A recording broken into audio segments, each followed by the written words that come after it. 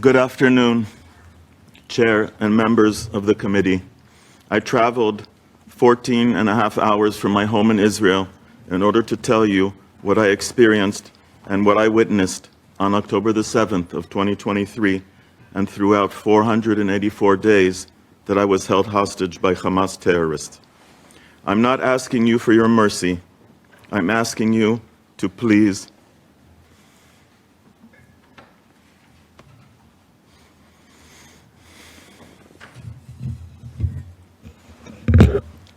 do everything that you can so that the terrorists that did to me what they did and to others that I witnessed will never be able to do that again. My name is Keith Siegel. I am 66 years old. I'm married to Aviva for 44 years. I'm a certified occupational therapist. I'm the youngest of 4 children. I have 4 children and 5 grandchildren. My late father was a doctor, a pediatrician. He treated children, and he was a professor in maternal and child health in the School of Public Health. My late mother was a teacher in home economics. My parents brought me up and raised me to love all people, regardless of their background, to support peace and to strive and do whatever I can for coexistence. These are values that are close to my heart until this day. I never imagined I would say about myself that I was abducted by Hamas terrorists and was held in captivity for 484 days, subjected to violence, abuse I never imagined. I was released on the 1st of February of this year. On October the 7th, 2023, at 6:29 in the morning, Aviva and I were awakened by the sound of the well-known siren blaring ahead of a rocket attack. We immediately went into the safe room to protect ourselves from the rockets. When we started receiving WhatsApp messages, the terrorists had infiltrated our community. For 4 hours, we stayed in our safe room, hearing gunfire and rockets. Then we heard the terrorists in our home. They shot into the room we were hiding in, and they brutally dragged us out. Aviva and I, in our pajamas, surrounded by about 15 armed terrorists. They were screaming at each other, and they were screaming at us in Arabic. We didn't understand what they were saying. We were in a state of shock, unable to comprehend that we were in this situation. An armed terrorist brought me the keys to my car and ordered me to take them to my car. They told us to get dressed, and they brutally forced us out of the window of the house. They tore Aviva's meniscus in her knee and broke my ribs. On the way to the car, they shot at us, and I was injured in my wrist by one of the bullets. A terrorist tried to start the car, and he couldn't, and he ordered me to do so. They pushed us into the car, and we sat with a terrorist sitting next to us in the back seat, holding a long knife in front of our face. Within minutes, we crossed the border. They blindfolded us and moved us to another car. They brought us into a residential home with an opening into a tunnel. They forced Aviva and I into the tunnel. We were there in a very dark, narrow tunnel surrounded by armed terrorists. We were terrified. We could hardly breathe, gasping for air. They put us into a small niche in the tunnel and then brought in a young man from our community. He had been abducted barefoot into Gaza. He had glass in his feet, and he was bleeding from head to toe. Shortly after that, they brought in a mother, our neighbors, a mother of 3, her 3 children aged 16, 11, and 9, neighbors of ours. The mother told us the terrorists had broken into their house, and they had murdered her husband and eldest daughter, and then abducted them in their car into Gaza. We spent 2.5 days in the tunnel, then taken out into 2 different residential homes. One day, the terrorists took a woman hostage who they had accused of being an officer in the IDF. A terrorist came to me and said that I must convince this woman hostage to confess that she is an officer. They brought me into a room. I saw this woman lying on her back on the floor with her hands and with her hands and legs tied together, her mouth covered with tape. 2 terrorists were beating her with a rod. As I was telling her to confess, knowing that she had nothing to confess to, a 3rd terrorist stood by her head, was holding a sharp rod, and pushed the sharp rod to her forehead, applying pressure. One of the terrorists held a pistol to her head and told her that if she does not confess, he will kill her. I don't know what my state of mind was during this time. In retrospect, I feel like the terrorists had complete control over me. They told me what to do, and I did it. The memories of the situation that I was in haunt me to this day.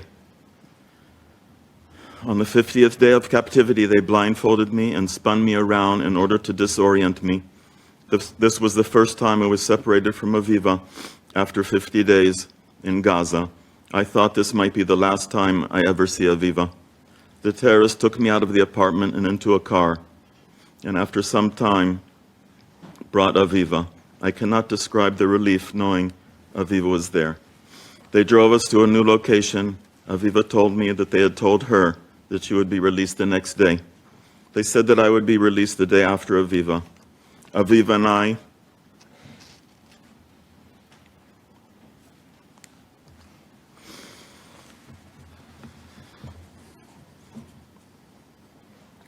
I hugged and said goodbye. Aviva said to me, "I will be strong for you and you will be strong for me." The next day I saw Aviva on the television being taken by Hamas terrorists to the Red Cross. I saw the mass hostile crowds banging on the car and the look of horror in Aviva's face. I never knew if she had made it home because footage in Gaza did not show the return to Israel. I only saw her getting into the car in Gaza and the door closing. The next day the ceasefire ended and the terrorists became even more cruel and hostile. I was told that I must lie on the floor and not move. And that is what I did for 5 days. For 2 consecutive days while I was lying on the floor, I had said nothing and I had done nothing. A terrorist came up, standing above me. He spat on me, he kicked me, he cursed me, kicking me in my legs and kicking me in my ribs. I suffered from pain in my ribs for over a month after that. Every time the terrorist walked by me, I was afraid of being beaten, or even worse. The torture, violence, and abuse were always present. Terrorists pointing guns at me and saying they were going to kill me. Weapons of many kinds were always in sight. Automatic rifles, hand grenades, pistols, RPG missiles, and launchers. I knew the worst could happen at any moment. I was held in a school on the landing of a stairwell for 2.5 weeks. A school full of Palestinian civilians. They only let me go to the toilet twice a day in the dark, before sunrise and after sunset. One day, one of the terrorists brought an IDF leaflet written in Arabic. He said the leaflet said that we must evacuate to be safe. We did not evacuate. We remained in that school even after the IDF warning us to leave to save our lives. I was moved 33 times. I was held in tunnels, in schools, in residential homes with children and with wives of terrorists. For 50 days, I was with Aviva before her release. Then for the rest of my time in captivity, I was sometimes held with other hostages, sometimes locked away in isolation, sometimes alone with the terrorists. Ultimately, I would be alone without any other hostage for a total of 6 months. A 60-year-old man, completely alone, constantly in fear.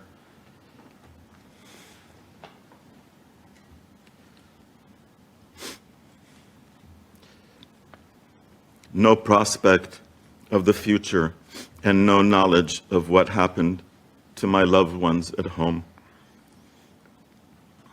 Our captors compared the intimate parts of myself and another hostage, threatened us with knives, leaving us to beg to go to the bathroom. We would wait until we were absolutely about to explode so that we wouldn't anger the terrorists. I was denied the most basic of human rights. I was starved and denied water. More than once, young terrorists forced me to strip in front of them and shaved my body. The entire time I was in Gaza, I envisioned returning home, going to visit, reunited with my family, with Aviva, my 4 children, my 5 grandchildren, and my siblings, and going to visit my aging mother. The first thing I asked my wife on the way in the helicopter to the hospital after my release was about the health of my mother. My mother passed away 2 months before my release. My mother did not get a chance to know that I was home,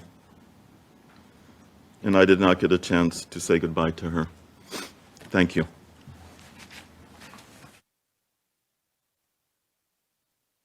I'm Keith's wife. I'm Aviva Siegel. I was there for 51 days. But it all started many, many years ago. We had missiles coming from Gaza for more than 20 years. I want everybody to imagine when the missile falls and you know that your daughter or your son or your husband is there and they could be the one that could be killed. Those minutes of waiting and hearing that everybody's okay, nobody was injured, those were the worst minutes, and it happened millions of times. I want you all to just imagine yourself in your safe place with your wife in your bed, sleeping, and everything just happens. Your life turns. You go to hell, you go through hell, and you don't understand what is happening in this world. My son was on the same community in a different house when it happened, and when he told us that he can hear the Arabic from outside, and he's holding his fingers, and then we got disconnected from him.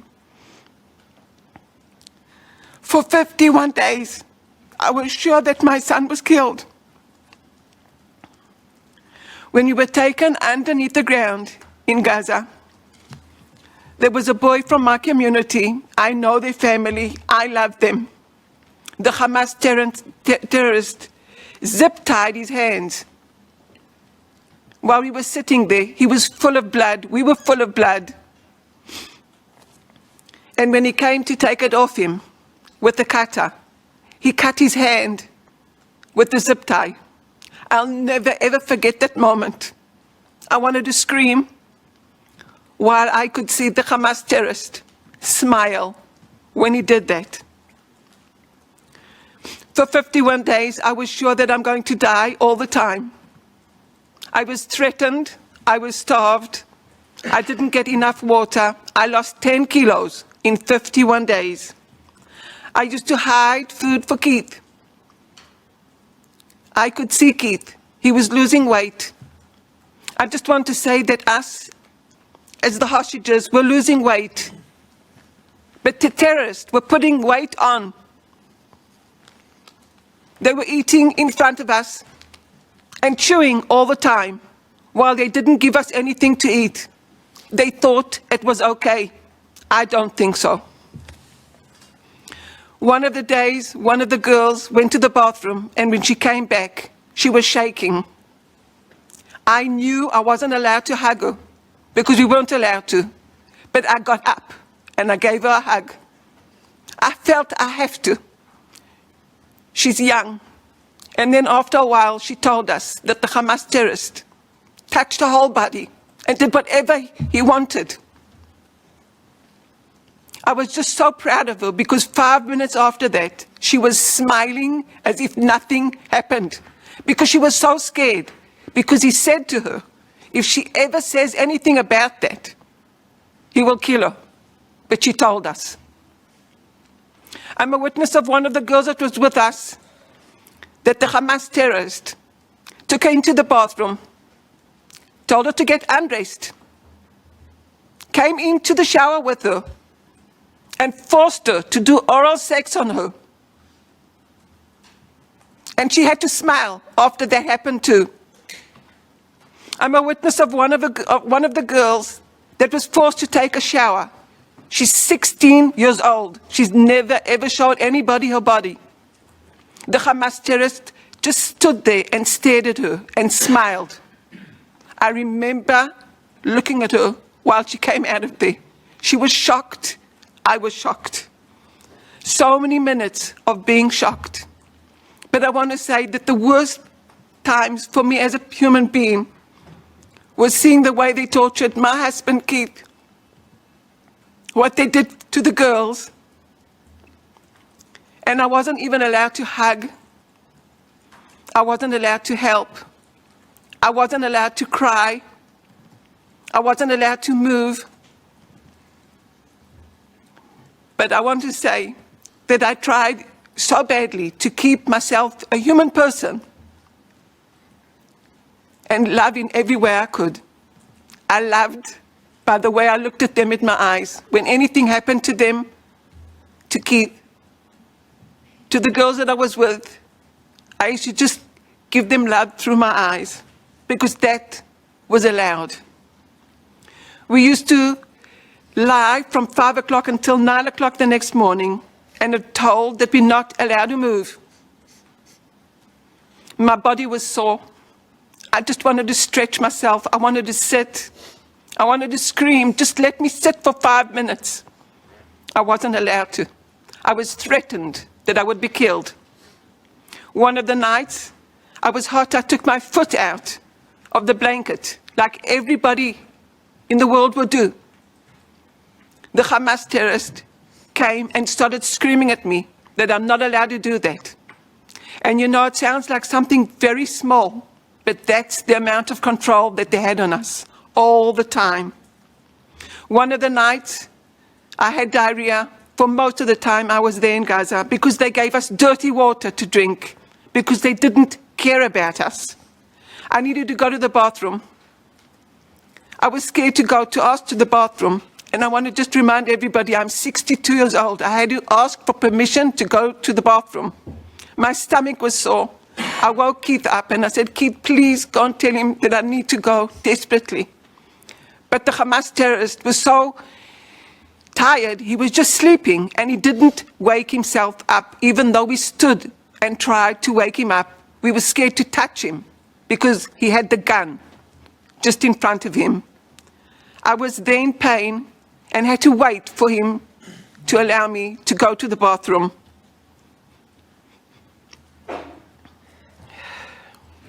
We weren't allowed to cry. I used to hide myself crying, lie and put my hand on my face and not let them know that I'm crying, because if I did, I was screamed at. I was forced to pray to Allah. And when they forced me to do that, I remember thinking to myself, to which Allah are they praying to? The one that's looking at them the way they're treating us and not giving us any human rights. When I came back after 51 days, I didn't know that I'll ever see my husband again. I was worried for 1 year and 2 months. I didn't know if he was alive or if he was killed, because nobody told me. My family, we were all crying together. My grandson, 5 years old, if anybody spoke about Keith, he used to cry, and he's only 5 years old. So I come from a community that 64 people were murdered. It hit 40 families, lost at least one member of the family. People on the 7th died slowly while they were talking to their families and telling them how much they loved them, and disappeared out of life. When I came back, I heard so many stories, and they're true. They were videoed by Hamas because they were proud of themselves. They played soccer with heads of humans. They cut off breasts of girls and played.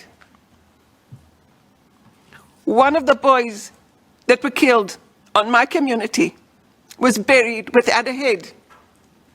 They found the head in Gaza with ice creams. And when I came back with a lady that's 84 years old. Her name is Elma. I massaged her for 4 hours and kept her alive. She's 84. They gave her 2 dates a day. She lost half of her body weight. And I kept her alive. She came back, her temperature was 28 degrees. And the doctor said that if I wouldn't have massaged her and kept her alive, she wouldn't be here. She's still alive. And I'm so happy that I was able to do that. I just want to thank Keith, my husband, for coming back alive. Thank you, everybody, for listening to me.